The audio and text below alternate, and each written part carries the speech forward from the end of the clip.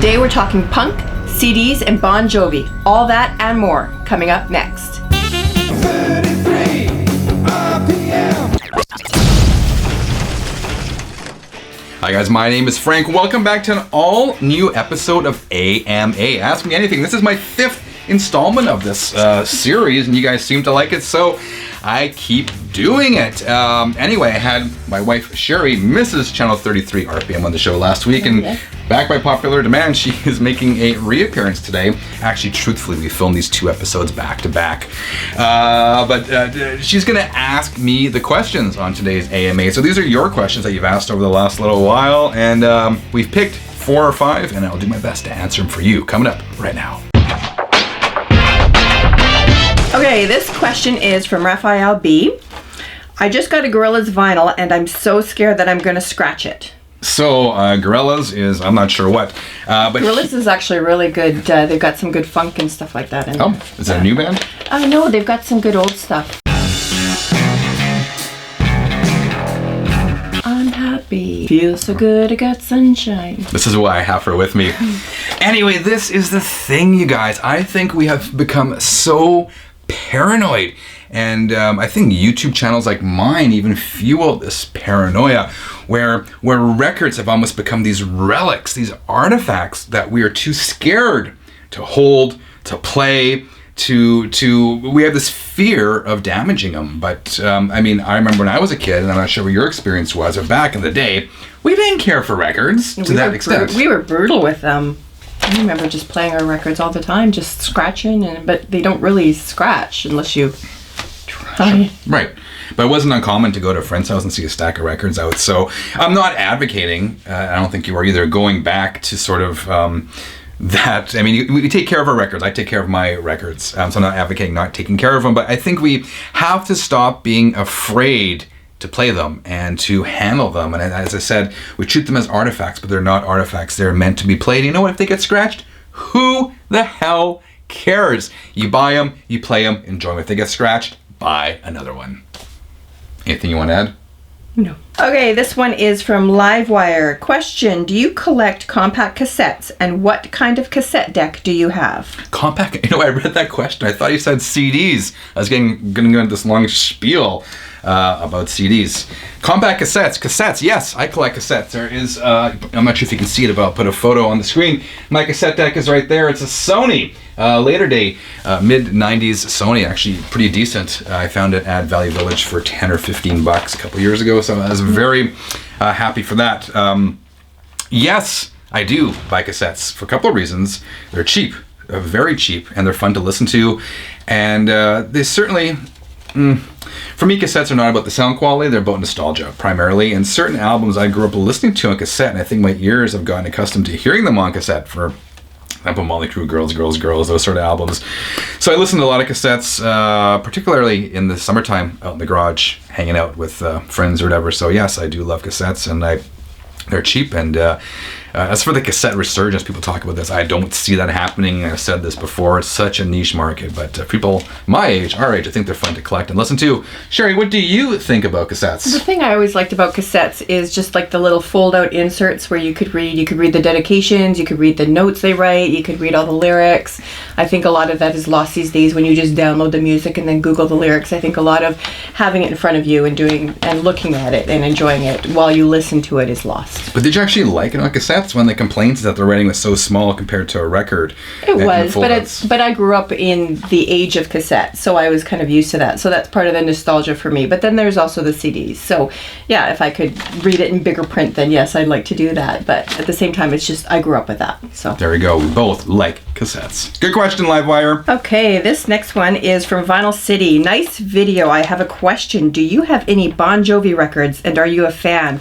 And from last week's episode, I actually skimmed past the Bon Jovi. Did you? And I saw them there, and I mean, we both like Bon Jovi, so I mean, I kind of answer your question, but yeah, I'll let you answer that.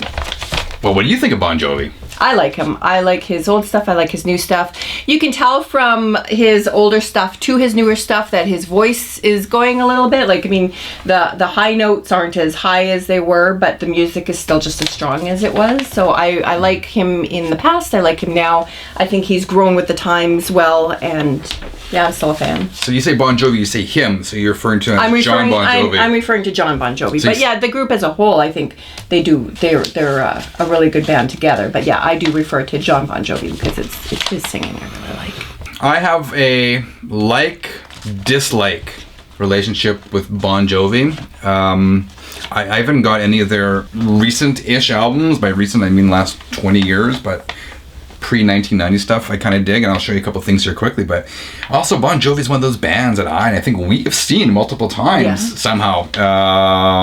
Stadium show, arena show, and it's always a fun show. Anyway, hold on one sec. Here's the Bon Jovi records, and I have an alarming number of copies of this. Here is the debut Bon Jovi record. Kind of a lame album cover. I don't know. What do you think? I don't know. I think it suits the time it was made. There you go. It says the track Runaway on it. Of course, and then Bon Jovi's second album, 7800 Degrees Fahrenheit. Have that as well. And then we get into the big Bon Jovi stuff. I know, guys, I did not know this. I don't know how this happened, but I have 3 copies of Bon Jovi's 1986 album, their breakthrough, Slippery When Wet. These are all Canadian pressings. Do you want one of these? Oh, you got 2 daughters, so just get them interested, and there you go, one each. There we go. So I have this one, then I got one with a hype sticker. I think I got this at a garage sale. I think I showed it on my older videos. Slippery When Wet contains You Give Love a Bad Name, Living on a Prayer, Wanted Dead or Alive.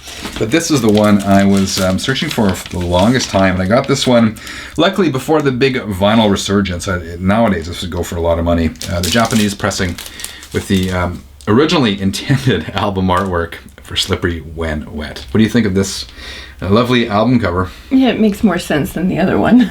You think? Well, I mean, considering like the band, what they played and everything like that, I can see that would be not muted. When you think she's censored? I can see that some titles would be. I had my finger in the wrong place. Do you think she is slippery when wet?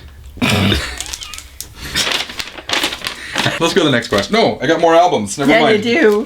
So somehow I got 2 copies of Bon Jovi's New Jersey, and this next one's actually my favorite Bon Jovi record. It's not a Bon Jovi band record. It's John Bon Jovi's first solo album. That is the soundtrack to Young Guns 2. I still listen to this album quite regularly to this day. I think it's a fantastic. It is a good one. Fantastic release. Okay, Henry the Horse asks Frank, what is the one record you could never part with, ever?